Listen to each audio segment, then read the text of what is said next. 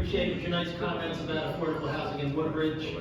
I figure it's going well. I was product of working with you directly on that. Yes, sir. Yes, sir.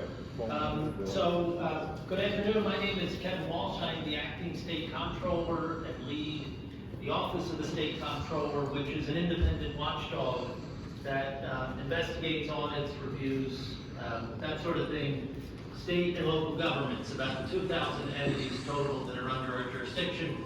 Honored to be here today, and thank you, Senator, members, for taking the time to listen to my testimony.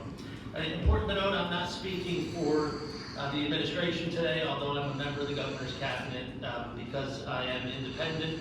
I'm here today to talk about my views as the acting state comptroller, both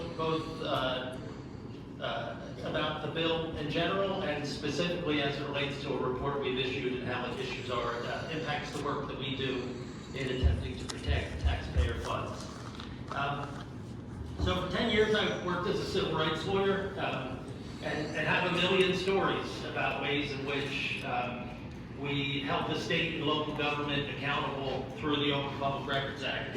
And I know Mr. Cafferty today, on behalf of the Press Association, gave what was really an astute set of concerns about the bill text and ways in which it may reduce the incentive to comply with the requirement of transparency. Senator, based on your questions, my sense is there's elements of this bill, as I read through it, that are not consistent with your priorities. The bill that I read does have a provision in it that permits government to sue residents. At least that's the bill that is online. And there are others that I'll touch on. But I'd appreciate the chance to continue to comment, especially as it relates to a report we issued. Some of the best tips, I've been in the Office of the State Comptroller for about 4 years now, and some of the best tips we get come from New Jersey residents who file OPRA requests, get those documents, especially from local government entities, and share those with us with a tip where they think that something has gone wrong. They don't know who else to go to, but they know that the Office of the State Comptroller welcomes, receives their tips, and answers the phone whenever they call. Actually, answers the phone. Residents see something and it concerns them, and they come to us for an independent and objective look. Some of our most impactful reports started with an OPRA request, not from us. I fear that if documents are harder to get, we will get less transparency, and that will lead to more corruption, to fraud, waste, and abuse that either goes unchecked or that is not detected because there's not an effective way. If your goal is to save money, be careful. A less transparent government is very likely a more expensive one, I fear. Some examples, changes the definition of government records. Exempts notes. The way in which it exempts notes will lead to sanitized records. The facts that actually were written down when the notes were taken will not be there. Rather, it will be the edited version. The emails were touched on, the timing, the idea that one can wait until sued to hand over the documents and then have the defense that I didn't know better. I think that's the sort of thing that does not accomplish the goals you articulated, Senator, and goes in the direction of changing the balance away from transparency to secrecy a bit too much. My job is to protect the interests of taxpayers and taxpayer funds, and I welcome that help. We have 70 employees who focus on Medicaid. We have 70 employees who focus on 2,000 entities, state agencies, sewer districts, fire districts, etc. We need all the help we can get to help keep government honest. Our policy as a state has been to welcome New Jersey residents and journalists to be involved and to help hold government accountable.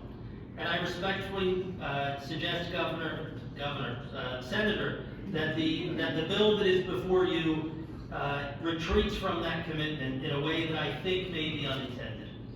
My office issued a report in July 2022 that looked at the Government Records Council, which is a big part of this. What we found is that the Government Records Council took 3 times longer than the court process to decide Open Public Records Act cases.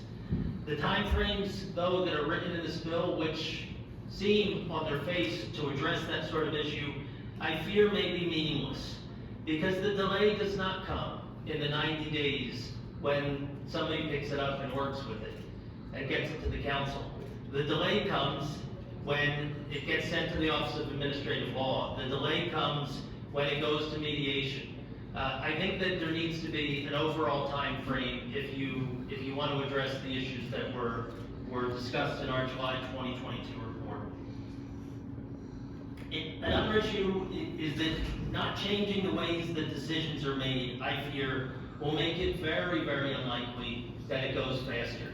Having a 10, 11, 12 member council be the first entity that decides the matter, it's akin to having the New Jersey Supreme Court take landlord-tenant cases and decide them. What we recommended in our report is that decisions be made earlier in the process and that the council function more like an appellate level, so that some of these things could be decided within 30, 60 days, and then they can decide whether the issues should be addressed by the council. It may be that both parties are happy with the initial adjudication, and that would really keep fees down as well. I welcome the chance to the committee, to you, Senator Sarlo, to be involved going forward to address these issues.